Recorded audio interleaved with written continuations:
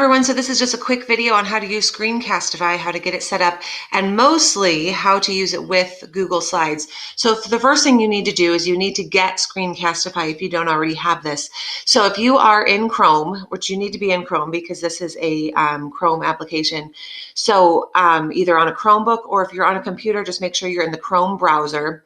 You're going to go to screencastify.com, and then all you have to do is click where it says Add to Chrome. This is a free app, and then you'll click Add to Chrome again. It will ask you for some permissions, and eventually it will add it to your Chrome browser. It may take you through a couple other prompts. Okay, so now we're here actually. So it says I've got Screencastify Recorder. It's been added to Chrome. And so now I have this little icon up here. Now I'm actually going to switch over to a different account because I don't really normally use Screencastify with this account. So once you have Screencastify added, the next thing you're going to do is open up your Google Slides. And it's super simple to do this. So you're just going to narrate your slides. So you're basically presenting a lesson to your students remotely through video. So open up the slides first, and then we're going to click on this little icon for Screencastify. And before I start actually recording anything, I do want to kind of go through what these different things can do. So the first thing to know is the free version of Screencastify only gives you 5 minutes per video. That is totally fine depending on what you are doing. You can always record your slides in segments if you think they take more than 5 minutes, or you can upgrade for unlimited recording. The other things here is you can record in a couple different ways. You can record where it's just recording your browser tab. That would mean that it's only going to show what I have on the selected tab where I start. This is nice if you want to switch over to another tab, but you don't want the video to record that other tab. I generally don't shoot this way. I usually do this desktop thing. So it's kind of up to you how you want to do it. Desktop means that it's just going to show your whole desktop. So if you switch back and forth between tabs, if you shrink this browser down and open something else, it's going to show everything you're doing on your desktop. That's generally what I do because that just sort of fits in with what I'm doing. The other thing here is where you can just record your video. So from your webcam, you can just record the video of you talking. I don't think I've ever used that before because I just use a normal camera app if I'm making a video. So anyway, but that's there. You do have the option for microphones. I do have an external mic just because I like the sound of it. Probably if you're just using your regular computer webcam, you won't have to deal with this. I do think the first time you open this, you will have to give permission for the app to use your microphone and your webcam. So I have it set up to use the microphone. I have it set up to have the webcam, which that's why you see a little picture of me in the video. You also have a couple other options. If you click that show more options, you can get a countdown, which is kind of nice because then it doesn't immediately start. It'll like count like 3, 2, 1, and then it starts recording. So you have a little time. You can get these drawing tools. So you could essentially be annotating your slides while you're teaching them, which is a really nice feature. You can have system audio or not. I usually just keep that turned off. However, if your slides maybe have a video in them or something else that has sound, you obviously would want to click this. That means it's going to include the system audio in whatever you're recording. I usually keep this clicked off though, because I will get like notifications and other things that kind of make a ding. And then this way you won't hear that ding on my recording. And then also you can have it show the webcam preview, which I usually keep that just because I like to be able to see what they're going to see. The other thing that you might want to check on is here in the hamburger menu. It gives you a thing for options. And one thing to always kind of check on is where your videos are going to be saved.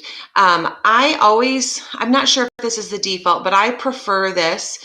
So when my video is finished, after I've done recording, I have, it's set to record it or put it in my Google Drive. So in my Google Drive, because I have that set up, Screencastify automatically just put this folder in my Google Drive, and all of my screencasts are just immediately put in that folder. So they're there which is really easy, especially if you're going to share this through Google Classroom or even just share it through Google Drive or something, then it's just already there in the cloud. The other things you can change some of these things. You can see what their keyboard shortcuts are, which is kind of nice, especially if you're using those drawing tools. There's a few other settings here.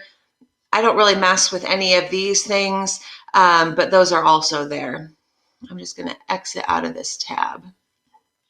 All right, so when you're ready to start recording, obviously you want to have your Google Slides open and ready to go, okay? So what I would do if I was going to present this lesson, I would click on Screencastify. I have my things all set up how I'd like them to, and then I'm going to click record, and it's going to, I have to kind of decide if I'm sharing my whole screen or just one window, which I'm going to do my whole screen. And you can see already it's like showing my picture down here. I can't actually move this. Sometimes this might be in the way of what you're doing. I'm going to go ahead and click share. It's going to give me a 3, 2, 1. I'm going to click present. Okay, and so now I can give the lesson. So same kind of thing as I would normally do if I was teaching this to the class. I would, kind of walk them through the lesson. It works just like slides normally works. So I can click through my slides and do different things here and go about it like that. I do really recommend, just as a tip for using Screencastify, especially with remote learning. I know a lot of people do not love having their face on things, and maybe that makes you nervous to know that your video is going to be down here, but quite honestly, I think that's really important for your students to see you. So I would really recommend keeping the webcam video in there. It always looks nicer if you're able to sit somewhere where you have natural light. If you're able to get a real microphone, that's going to help the sound. Don't sit somewhere where you've got a bright light right behind you, because that's going to make the picture look kind of weird. The other thing, if you're kind of nervous about having your image there, maybe put your camera up a little higher. That gives you a nicer angle. I think it's really important, though, especially with remote learning, for your students to see you.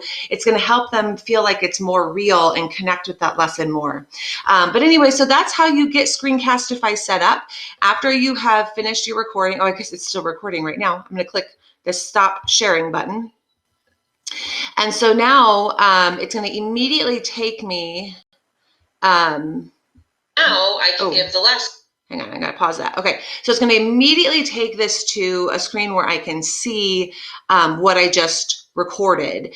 And I can do a couple things. I can immediately share it to Classroom. I can put it right on YouTube if that's the way I'm gonna share it. I can just get a link from my drive. But it's super, super simple to do that. There is an editor option.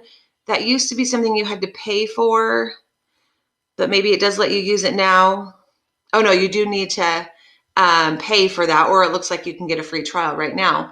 But anyway, so if you need to edit it, like cut or trim or anything, you can do that through there. But if not, if you just record it how you want, you can share it right from here, and it's super simple. If you ever need that video again, it will be saved in your Google Drive in that Screencastify folder. All right, so that's Screencastify. Give it a shot, and hope it goes great for you. If you have any questions, let me know.